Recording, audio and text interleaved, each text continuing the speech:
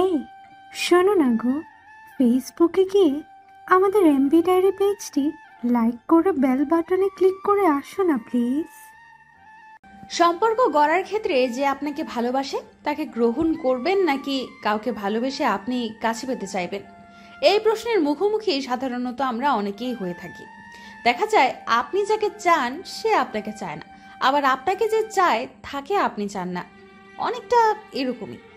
আমার মতে যে আপনাকে ভালোবাসে তাকে গ্রহণ করা উচিত, যদি তার মন মানসিকতা ভালো থাকে, আপনাকে বোঝে, সম্মান করে, আপনার কথা মানে। এর চেয়ে বেশি আপনি আর কি চান? রূপ, চেহারা, টাকা, বাড়ি গাড়ি এইসব। ধরুন আপনি এসব পেলেন, কিন্তু সে আপনাকে সম্মান করে না, আপনাকে বোঝে না, মানে না, তখন এই রূপ, চেহারা, বাড়ি গাড়ি আপনার কোনো কাজেই আসবে না। অনেকেই ভাবতে পারেন যেটা না চাইতেই পাওয়া যায় সেটার উপর কোনো মোহ থাকে না, কোনো আকৃষ্টতা কাজ করে না, অনেকটা বোনাসের মতো মনে হয়। এবার না হয় একটু ভাবুন, আপনি যেটা বোনাস মনে করছেন সেটাই বা কয়জনে পায়?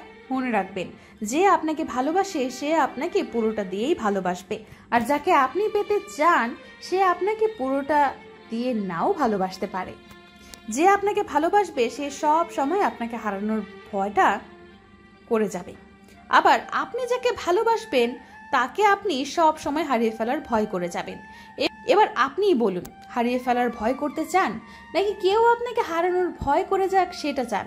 আপনি যাকে ভালোবাসেন সে চাইলে আপনার কাছ থেকে দূরে সরে যেতে পারে, কিন্তু যে আপনাকে ভালোবাসে সে আপনার কাছ থেকে দূরে সরে যাওয়া কল্পনাও করবে না।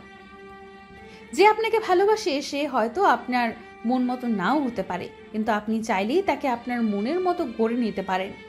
আপনি সব দিক থেকে পারফেক্ট খুঁজতে থাকলে কখনো কাউকে খুঁজে পাবেন না, কারণ পুরোপুরি পারফেক্ট কেউ হয় না, কোনো না কোনো কমতি সবারই থাকে। সেই কমতিটা যদি পূরণ করতে পারেন তাহলে আপনার ভালোবাসা সার্থক।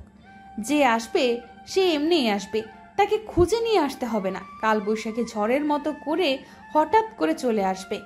বই পড়তে পড়তে হঠাৎ কারো চিরকুট চোখের সামনে ভেসে উঠবে, হঠাৎ কোনো রং নাম্বার থেকে ফোন কলে জানিয়ে দেবে আমি এসে গেছি। যে তোমার হবে সে তোমার হবেই, সেটা যেভাবেই হোক না কেন, ইচ্ছা হোক কিংবা অনিচ্ছায়। তোমার জন্য যার জন্ম হয়েছে সে ভুল পথে হাঁটতে হাঁটতে একদিন তোমার সামনে এসে দাঁড়িয়ে যাবে। তুমি যার জন্য জন্ম হয়েছো সে যতই দূরে থাকুক না কেন, কোনো একদিন তার দরজায় ভুল করে হলেও তুমি হাজির হয়ে যাবে। মনে রেখো, সবকিছুই আগে থেকে রেডি করা। তুমি ঠিক যেমন, তোমার জন্য ঠিক তেমনই কাউকে বানানো হয়েছে। একটু এদিক সেদিক হবে না, সময় মতো সে চলে আসবে।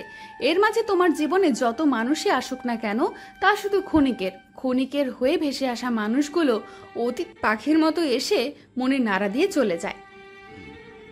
যার হাতে হাত রেখে দিনের পর দিন ঘুরে বেড়াচ্ছ সেও যদি তোমার না হয়ে থাকে তবুও তুমি তাকে পাবে না।